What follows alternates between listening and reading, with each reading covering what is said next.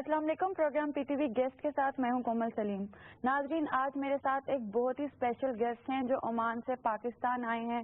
شاعر بھی ہیں, ادیب بھی ہیں, دانشور بھی ہیں, یعنی کہ ہم کہہ سکتے ہیں کہ آپ ایک ملٹی ٹیلنٹڈ پرسنالٹی ہیں.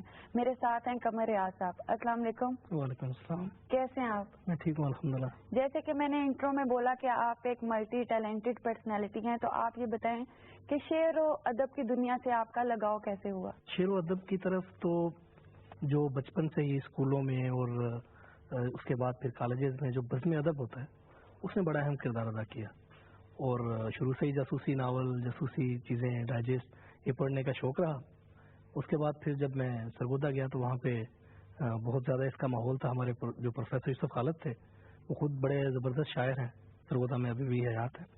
تو ہاسٹل میں رہا میں, تو پورے ہاسٹل میں ہماری تقریبات ہوتی تھی, تو وہیں سے یہ شوق اور ذوق سارا پروان چلا. قمر صاحب, عمان میں کب سے مقیم ہیں؟ یہ سفر کب اور کیسے شروع ہوا؟ عمان میں 10 سال سے مقیم ہوں. میرے والد صاحب پہلے ہوتے تھے وہاں پہ, انہوں نے مجھے وہاں پہ بلایا, اور وہاں کی ایک آرگنائزیشن ہے نیچر اسٹون کے حوالے سے, اس میں میں نے ملازمت اختیار کی, اور تب سے اب تک الحمدللہ اسی سیمی گورنمنٹ ایک کمپنی ہے, ماربل بزنس سے وابستہ ہیں یہ لوگ, تو انہی سے میں بھی وابستہ ہوں اب تک الحمدللہ. پروفیشنلی آپ نے شعر و ادب کی دنیا کو کب سے جوائن کیا, کیسے کیا, کن حالات میں کیا؟ شعر و ادب تو دیکھیں, جب میں سرگودا میں پڑھتا رہا جی, تو وہاں پہ جو میں نے آپ کو پہلے بتایا کہ ہمارے یوسف خالد صاحب تھے جو ہمارے ہاسٹل وارڈن تھے, اور وہاں پہ بڑے پروگرامس ہوتے تھے ہمارے کالج میں ہوتے تھے. ان کو اپنا ایک شوق تھا, تو بڑے بہت اچھے اچھے رائٹر جو ہیں وہ ہمارے ہاسٹل میں آتے, تو وہاں سے یہ جو ذوق جو ہے, جو شوق ڈیولپ ہوا وہاں سے. اس کے بعد پھر لاہور میں جب میں آیا تو وہاں پہ مجھے عطا اللہ قاسمی صاحب سے میری ملاقات ہوئی, تو وہاں سے بھی بڑا زیادہ قاسمی صاحب تو ہمیشہ بچوں کی طرح وہ ہر نئے آنے والے نوجوان کو, نئے آنے والی جو ہماری نسل ہے اس کو ہمیشہ جو ہے نا وہ ستائش کرتے ہیں اور آگے بڑھنے کے جو ایک جذبہ دیتے ہیں. عمان میں بھی آپ اس طرح کی جو سرگرمیاں ہیں کرواتے رہتے ہیں, مشاعرے کرواتے رہتے ہیں, تو یہ کس سطح پہ ہوتے ہیں؟ اصل میں عمان میں 2-3 ادارے ہیں. ایک تو پاکستان سوشل کلب ہے, پاکستان اسکولس ہیں, اس کے بعد جو پاکستان امبیسی ہے, 3 ادارے ہیں. وہاں پہ جو پروگرامس ہیں وہ زیادہ تر پاکستان سوشل کلب منعقد کرتی ہے, جس کے پھر آگے سے ونگز بنے ہوئے ہیں ہمارے.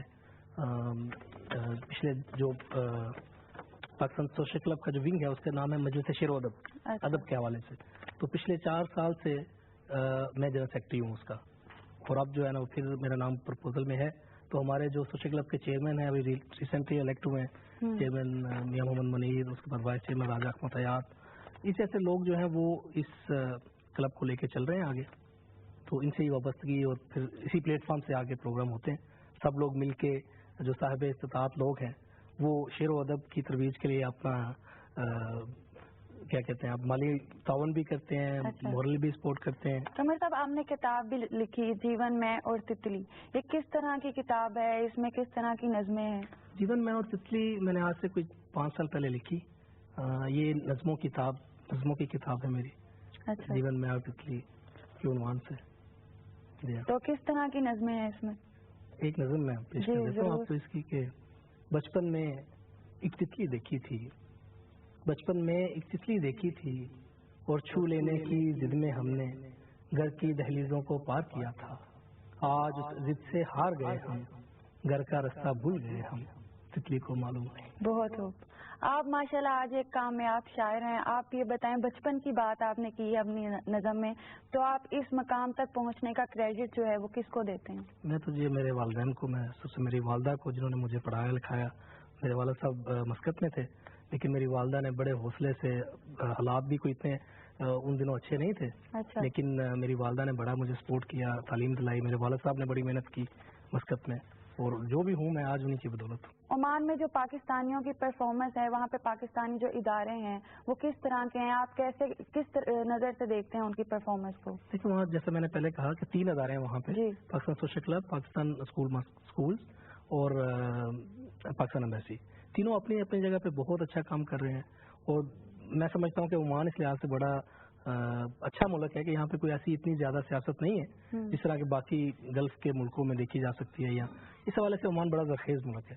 سیاست کی بات کی ہے آپ نے، تو عمان میں رہ کے آپ پاکستانی سیاست کو کس نظر سے دیکھتے ہیں؟ دیکھیے سچی بات تو یہ ہے کہ ہمیں بڑا کیا کہتے ہیں آپ، جسے بڑا افسوس ہوتا ہے، بڑا جب بھی کوئی رکاوٹیں آتی ہیں، ایک ترقی ہو رہی ہے، اس میں ایک کام چل رہا ہے یہاں پہ، جیسا کہ پچھلے دھرنوں نے بڑا متاثر کیا ہماری ملکی معیشت کو، اس حوالے سے ٹھیک ہے پروٹیسٹ کرنا چاہیے، ہر ایک ترقی یافتہ ملک کا یا ترقی پذیر ملکوں میں بھی یہ ہونا چاہیے، لیکن اس کے ساتھ ساتھ کوئی ان کا حل بھی نکلنا چاہیے، بغیر نتیجے کے جو ہے وہ احتجاج بھی مناسب نہیں۔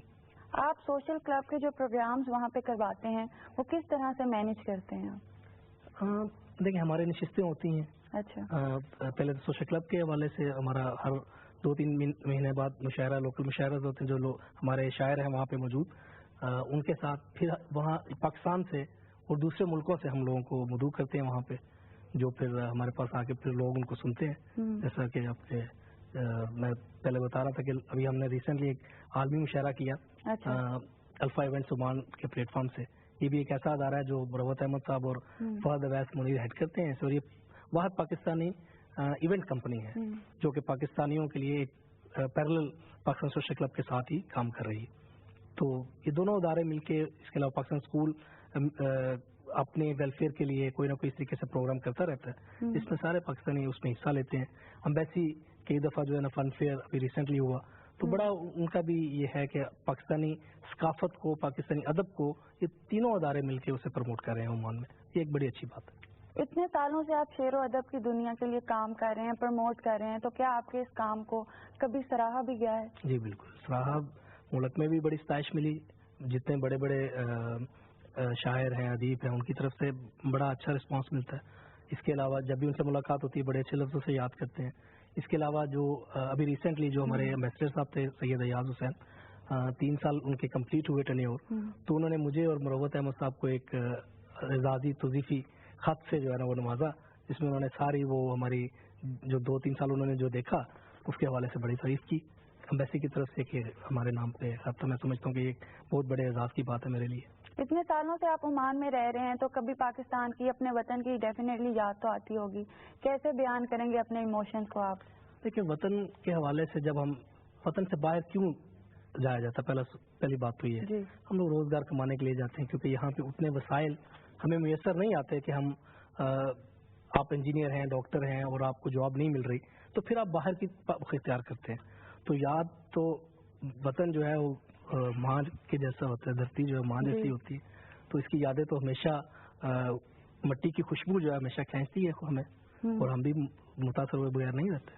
آپ نے پاکستان کے معروف صحافی، دانشور، شاعر، ہماری پاکستان کی ملٹی ٹیلنٹڈ پرسنالٹی عطاء الحق قاسمی صاحب کے حوالے سے بایوگرافی جو ہے لائف پہ آپ نے لکھی ہے، تو کس طرح سے یہ خیال آیا کہ آپ نے انہی کو کیوں سلیکٹ کیا بایوگرافی؟ لیکن یہ بایوگرافی آج سے کوئی 1.5 سال پہلے ہم نے اس کا آغاز کیا، بلکہ 1.5 سے بھی 2 سال ہو گئے ہیں اب تقریباً۔ تو آپ یہ دیکھیں کہ جو عطاء الحق قاسمی صاحب ہیں وہ ہمہ جہت اور بہت ہی ورسٹائل شخصیت ہے، کالم نویس ہیں، ڈرامہ نگار ہیں، شاعر ہیں، اس کے علاوہ وہ مینجمنٹ صلاحیتیں ان کے بہت زیادہ ان میں پائی جاتی ہیں۔ اس کے علاوہ استاد بڑے کمال کے ہیں کہ آپ کو زندگی جینے کا ایک سبق جو ہے نا وہ قاسمی صاحب کے اگر آپ ہیں ان کے ساتھ ایفیلیٹڈ تو وہ آپ کو ملتا ہے، اور کوئی بھی شخصیت ایسی اس وقت موجود نہیں ہے پاکستان میں جو اتنی زیادہ جس میں صلاحیتیں ہوں کہ وہ کالم رائٹر بھی ہو، شاعر بھی ہو، ناول نگار بھی ہو، مزاح بھی لکھتا ہو، سفر نامے بھی لکھے ہوں۔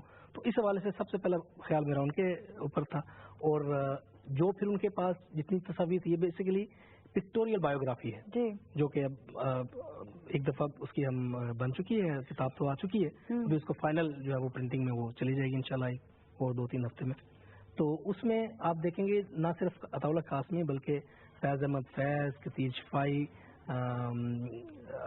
آپ کہہ لیں بڑے بڑے جو رائٹر ہیں، احمد ام قاسمی صاحب، جون ایلیا، نور جہاں، مطلب بہت ساری نہ صرف رائٹر بلکہ انٹرٹینمنٹ سے جڑی شخصیات، سپورٹس سے جڑی شخصیات، وہ ان کے ساتھ آپ کو چلتی پھرتی نظر آئیں گی، اور آپ دیکھیں گے کہ یہ لوگ इस तरीके से भी थे, तो वो तस्वीरें सिर्फ कासमी साहब के पास ही मौजूद थी। जी, आपने कासमी साहब के मैनेजमेंट के हवाले से भी बात की, वो मतलब एक गैर अदबी हिस्सा भी है उनकी जिंदगी का।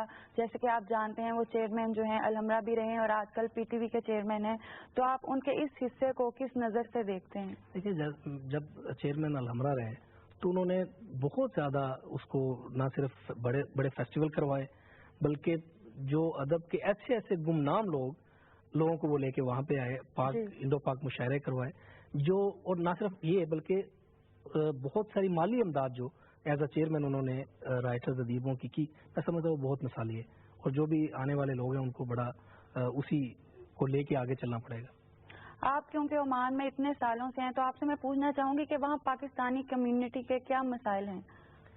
देखिए, पाकिस्तानी कम्युनिटी के ज़्यादा बड़े तो 2-3 मसाइल हैं। एक तो जो हमारा मजदूर तबका है, भाई हैं, वो वहाँ पे जाते हैं और उनको जो वीज़ा के मसाइल हैं, जो कानूनी पेचीदगियाँ हैं, वो जॉब नहीं मिल रही होती, फिर घर का अखराजात नहीं चला पा रहे होते, फिर किसी की डेथ हो जाती है, उसकी डेड बॉडी वापस आनी होती है, तो ये सारे मिले जुले मसाइल ऐसे हैं जिनसे जो हमारी शख्सियात हैं वो कोशिश करती हैं कि किसी तरीके से हल हो जाए, लेकिन 2-2.5 लाख कम्युनिटी है पाकिस्तानी, तो फिर बड़ा मुश्किल है उसको, वो स्वायं एम्बेसी की ओर नहीं कोई कर सकता।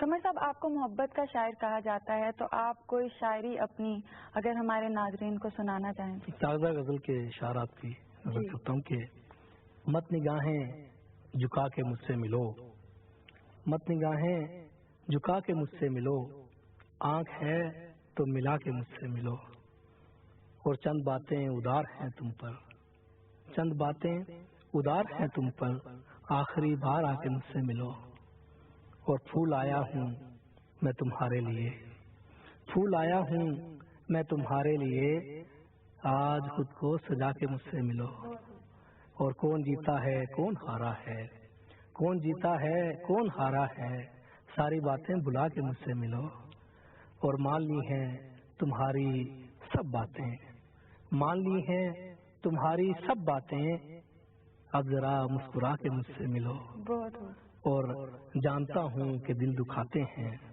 जानता हूँ कि दिल दुखाते हैं, खत पुराने जला के मुझसे मिलो, और शीशा गर हूँ न कूजा गर हूँ कमर, तुम जो चाहे बना के मुझसे मिलो। बहुत हो। एक गजल ओढ़ के फिर हादसों की शाम उतारा गया मुझे, फिर हादसों की शाम उतारा गया मुझे, मैं गुम हुआ कहीं तो पुकारा गया मुझे, फिर जितने लोग थे वो मेरे दिल का रोग थे, फिर जितने लोग थे वो मेरे दिल का रोग थे, फिर उनके दरमियान गुजारा गया मुझे, और लाया गया मैं तेरी निगाहों के सामने, लाया गया मैं तेरी निगाहों के सामने, कितने हंसी तरीके से मारा गया मुझे, और 2-4 दिन का हिजर जो होता तो खैर थी, 2-4 दिन का हिजर जो होता तो खैर थी, इस मरहले से रोज गुजारा गया मुझे, और जिस एतमाद से मुझे जीता गया कमर, जिस एतमाद से मुझे जीता गया कमर, वैसे ही इत्मीनान से हारा गया मुझे। किससे इंस्पायर हैं आप, किस शायर से इंस्पायर हैं आप? देखिए, जो आपने पहले इस्तेमाल किया ना मोहब्बत के शायर हैं, तो मोहब्बत एक ऐसा जज्बा है कि वो आपके अंदर से कई इस तरह की चीजें जो है ना वो बरामद कर लेती है। तो मुझे भी मोहब्बत हुई, मुझे भी इस जज्बे ने फिर अल्फाज की जरूरत पड़ती है, हरफों की जरूरत पड़ती है, तो पहला शौक जो हुआ वो यहीं से जो है ना वो जब शुरू हुआ। शायरी करने के लिए मोहब्बत जरूरी होती है क्या? मेरा ख्याल है कि मोहब्बत जो है वो बड़ा एक जबरदस्त जज्बा है, अगर आपको वाकई हो जाए तो बिल्कुल आपके अंदर से बहुत सारी चीजें ऐसी भी निकलती हैं और आपको एहसास भी नहीं होता कि आप उन जज्बों के साथ जी रहे होते हैं। अपने पसंदीदा शायर का अगर आप कोई शायरी सुनाना चाहें हमें तो? यूसुफ खालिद साहब का एक शेर है जी कि कुछ भी नहीं बचा जिसे रखें संभाल कर, हमने किया था फैसला सिक्का उछाल कर। बहुत हो।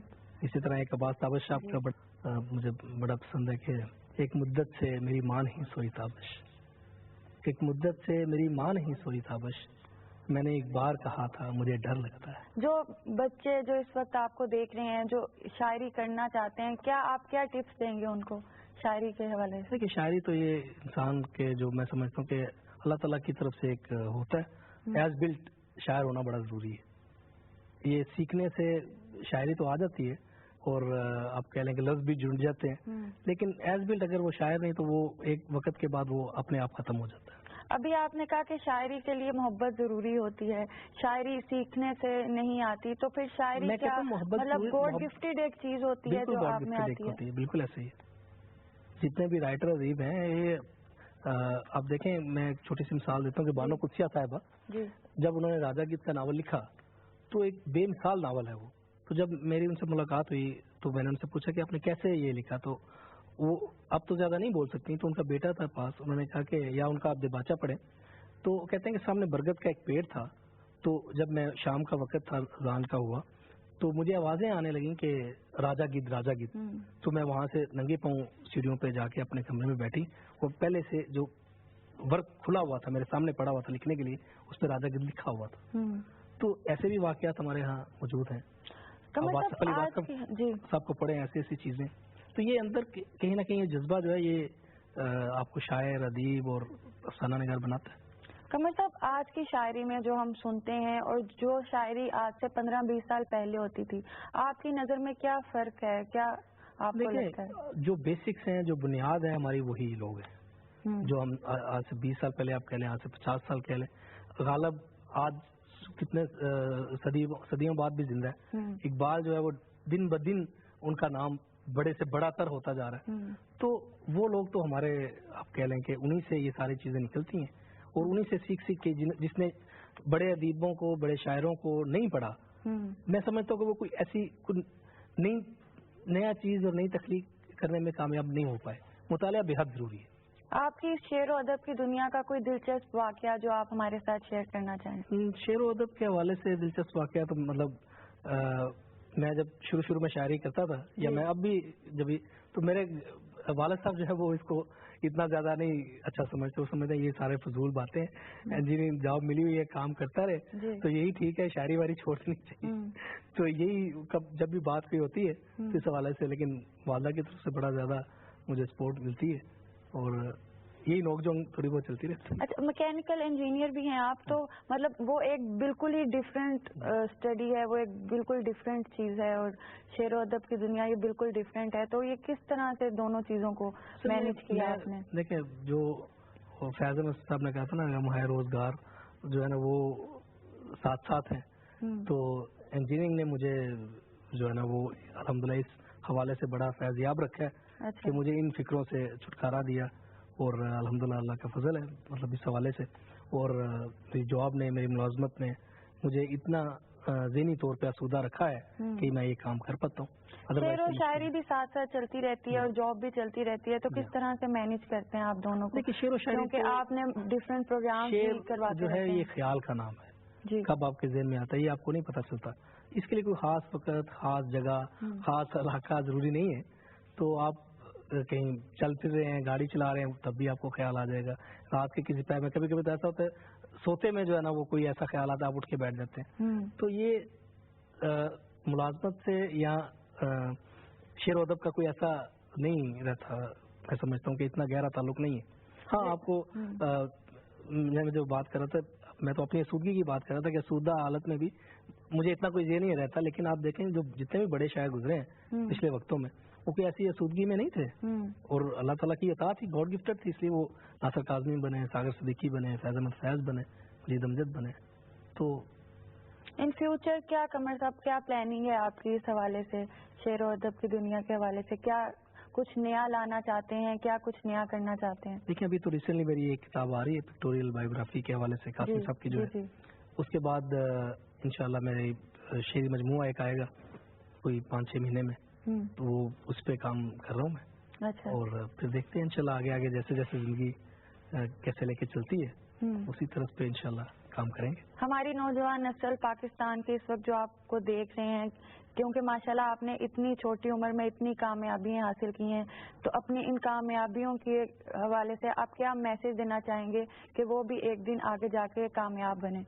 دیکھیں, اس میں 2 باتیں بڑی ضروری ہیں. جی, ایک تو محنت سب سے اہم ضروری بات ہے. دوسرا سنسیئرٹی جو ہے, آپ کا مخلص پن اپنے کام کے ساتھ. اگر آپ اپنے کام کے ساتھ مخلص نہیں ہیں, آپ کو اللہ تعالیٰ بھی نہیں نوازے گا, آپ کو لوگ بھی نہیں نواز سکتے. لیکن اگر آپ مخلص ہیں اپنے کام کے ساتھ, آپ محنت کرتے ہیں, تو اللہ تعالیٰ آپ کا بازو ہمیشہ پکڑے رکھتا ہے, کبھی آپ کو چھوڑتا نہیں. یہ میرا ذاتی تجربہ ہے. جی قمر صاحب, آپ کا بہت بہت شکریہ. بہت اچھا میسج دیا قمر صاحب نے کہ محنت تو ضروری ہے ہی, سنسیئرٹی بھی بہت ضروری ہے, چاہے آپ کسی بھی شعبے سے تعلق رکھتے ہوں. اس وقت کی قدر کریں نوجوان نسل, کیونکہ آپ ہی نے پاکستان کو روشن پاکستان بنانا ہے. اسی کے ساتھ کومل سلیم کو دیجیے اجازت. اللہ حافظ.